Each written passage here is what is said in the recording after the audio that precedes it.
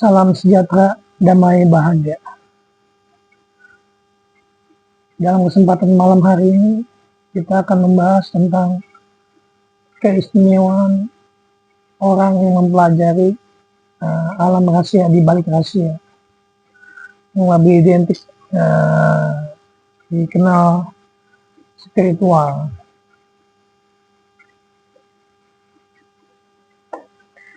Manusia yang mempelajari spiritual atau alam rahasia itu mempunyai keistimewaan tersendiri.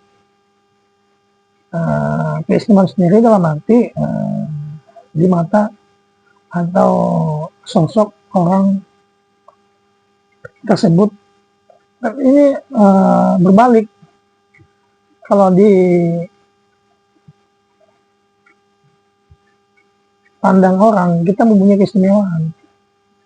Tapi kalau dipandang masyarakat, itu kita sebagai orang yang sangat terpuruk atau orang yang sangat dihina. Karena spiritual itu sebagai contoh, sebagai suatu teladan yang baik, sebagai panutan. Karena dia mempunyai keistimewaan. Keistimewaan itu tidak patut ditunjukkan atau tidak patut diperdebatkan. Karena kalau sang pencipta atau sang holik atau yang disebut kita Tuhan, itu kita itu nggak usah membuktikan kita ini mempelajari ahli keagamaan, kita mempunyai keahlian tentang pembahasan dalam agama kita juga, kita nggak usah menunjukkan kita ahli hadis atau kita menunjukkan ahli mempelajari isi Al-Quran dengan baik, terus dengan kita memahami dengan wawasan kita yang benar, itu nggak usah. Itu kalau Allah atau Tuhan mengasih keistimewaan kita mempunyai keistimewaan berkomunikasi dengan alam gaib aja, kita berkomunikasi dengan alam asma, itu suatu bukti yang sangat nyata. Itu suatu kelebihan yang sangat orang tidak punya, tapi di masyarakat itu kita dianggap sebelah mata. Karena dasar-dasar pengetahuan orang mempelajari spiritual itu tidak ada bukunya, tidak mengikuti bahasanya sunnah Rasul dan al-hadis atau tentang tata cara Al-Quran. Kalau saya bilang itu emang gak ke situ arahnya, karena kita itu pemikiran. Kita itu mempunyai keistimewaan yang diberikan sama sang holik, yang orang tidak pernah pelajari, kita dikasih keistimewaan. Itu sangat luar biasa. Kalau misalnya kayak petugas, kalau dikasih sebagai surat izin atau surat tugas, dia ada, karena dia sebagai petugas spiritual itu sebagai pengayun, sebagai barometer, sebagai panutan, karena dia mempunyai keistimewaan yang sangat lebih. Mungkin kalau sebagian orang itu sangat luar biasa, karena dia meraih keistimewaan itu tidak gampang. Untuk jadi orang yang istimewa itu tidak gampang. Orang yang mempelajari keunikan itu tidak gampang. Dan orang jenis itu tidak gampang. Dasarnya adalah dicintai sama Tuhannya, atau sang holik, atau sang pencipta diri. Kalau kita sudah dikasih keistimewaan, kalau kita sudah dikasih kepercayaan, kalau kita sudah dikasih suatu bekal, itu sangat luar biasa. Karena kita orang istimewa itu ditunjuk, atau kodat irodat spiritual itu ada kodat irodat spiritual ada, karena dia sebagai pengayun. Apalagi kodat irodat pemimpin, karena spiritual itu sebagai pemimpin untuk mengayomi masyarakat yang datang ke dia mempunyai berbagai macam masalah jenisnya. Belajar ini karena orang berbagai macam ras, berbagai macam suku, berbagai macam adat itu datang ke spiritual untuk meminta arahan pendapat agar hidupnya bisa damai dan tenang.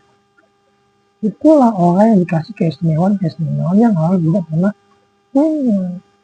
Karena orang spiritual itu mempunyai keistimewaan di mata Tuhannya, di mata Sang Penciptanya. Tapi kalau di mata masyarakat itu sangat jelek. Kita nggak usah berdebat sama orang yang pemikirannya cetek. Itu bakalan tambah masalah karena dia kagak ngerti, tidak paham. Apalagi orang yang sering menghujat, dia nggak ngerti karena akhlaknya, etikanya nggak ada. Semakin orang itu menghujat orang spiritual, sebetulnya gampang aja karena dia mempelajari alam rahasia di balik rahasia. Bisa aja kan?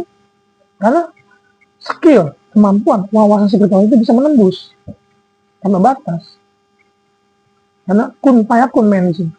Sebetulnya kalau orang memahami, orang mengerti, orang spiritual itu ditakutin karena dia mempunyai wawasan yang lebih.